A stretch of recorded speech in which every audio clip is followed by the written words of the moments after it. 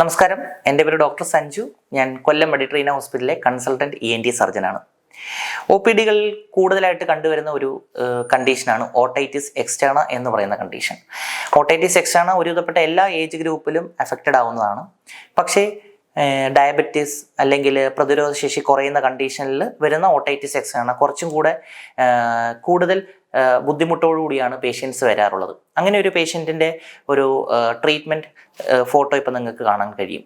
അതായത് ആ പേഷ്യൻറ്റിന് ചെവിയുടെ പുറത്തുള്ള ഭാഗത്ത് ഇൻഫെക്ഷൻ ആവുകയും അത് നമ്മുടെ പിന്ന എന്ന് പറയുന്ന പുറത്തോട്ടുള്ള ഈ പിന്ന ചെവിയിലും ബാധിച്ചിട്ട് പെരികോൺട്രൈറ്റിസ് എന്ന് പറയുന്ന ഒരു കണ്ടീഷൻ ആവുകയും, അപ്പം ഇങ്ങനത്തെ രോഗികളെ നമ്മൾ എങ്ങനെയാണ് ട്രീറ്റ് ചെയ്യുന്നത് വെച്ചാൽ അവരുടെ ഷുഗർ കൺട്രോൾ ചെയ്യുകയും ചെവിയിൽ നിന്നുള്ള പഴുപ്പെടുത്ത് അതിൽ ഏത് അണുക്കളാണെന്ന് ഐഡൻറ്റിഫൈ ചെയ്ത് അതിനുള്ള ആൻറ്റിബയോട്ടിക് കൊടുക്കുകയും തൊലിയുടെ നീര് കുറയുന്നതിന് വേണ്ടിയിട്ടുള്ള ചിലപ്പോൾ ചെവിക്ക് ഉള്ളിൽ വെക്കുന്ന തിരി വെക്കുകയോ അങ്ങനെയൊക്കെ ഉള്ള ട്രീറ്റ്മെൻറ്റും ആൻറ്റിബയോട്ടിക് നീര് പറ്റാനുള്ള മരുന്ന് അങ്ങനെയൊക്കെ കൊടുത്ത് കറക്റ്റായിട്ട് ഫോളോ അപ്പ് ചെയ്യുമ്പോൾ കിട്ടുന്ന ഒരു റിസൾട്ടാണ് നിങ്ങൾ ഇപ്പോൾ കാണാൻ കഴിയുന്നത്.